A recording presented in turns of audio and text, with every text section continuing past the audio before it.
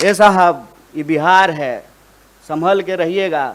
यहाँ पे लोग जो है ना, उड़ती हुई चिड़िया का पर जो है गिन लेते हैं। प्रधानमंत्री के जो नंबर 2 हैं वो कहते हैं कि हम जाने के लिए नहीं आए हैं, 50 साल यहीं रहेंगे।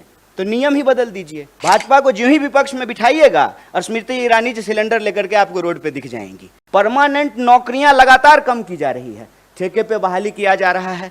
कैसा परमानेंट जुगाड़ किया है सरकार ने साहब कि प्रधानमंत्री होते हैं 5 साल के लिए, संविधान में ऐसा लिखा हुआ है। लेकिन आप जो है सत्ता का अहंकार देखिए कि प्रधानमंत्री के जो नंबर 2 हैं वो कहते हैं कि हम जाने के लिए नहीं आए हैं, 50 साल यहीं रहेंगे। तो नियम ही बदल दीजिए कि अब प्रधानमंत्री का चुनाव 5 साल के लिए नहीं होगा, 50 साल के लिए होगा। जहां कॉन्ट्रैक्ट पे चीजें हैं कि आप 5 साल के लिए ही प्रधानमंत्री हो सकते हैं, वहां आप लाइफ टर्म रिचार्ज चाहते हैं, life term full time recharge. लेकिन जहां सरकारी नौकरी में परमानेंट की व्यवस्था थी, उसको एक एक करके समाप्त किया जा रहा है। आप जो है अग्निपथ में देख लिए हैं कि क्या हुआ है। 5 साल के लिए वो मंत्री बनेंगे, 5 साल के लिए एमएलए बनेंगे, लेकिन नौकरी 4 साल के लिए मिलेगा। ये क्यों किया गया है? ताकि श्रम की चोरी की जा सके, ग्रेच्युटी ना मिले, पेंशन ना मिले, आपको कोई सुरक्षा ना मिले। और ये ऐसा नहीं है कि सिर्फ एक सेक्टर में हो रहा है, सारे सेक्टर में रोजगार की यही हालत है। तो बिहार में आज रोजगार का सवाल है, पूरे देश में रोजगार का सवाल है। इसीलिए हम कह रहे हैं कि छोड़िए बेकार की बात, ये मौका है कि कीजिए रोजगार की बात।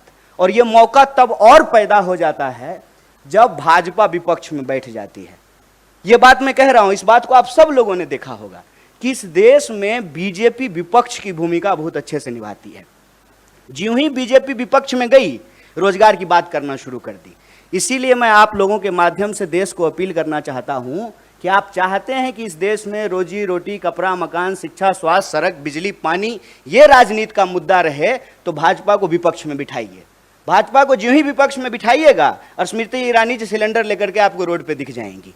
भाजपा को अब जो ही विपक्ष में बिठाए, बिहार में तुरंत वहां पे रोजगार की बात होनी शुरू हो गई। 10 लाख, 20 लाख, जब 10 लाख और 20 लाख का बात होगा तो 2 करोड़ रोजगार का भी बात होगा ना।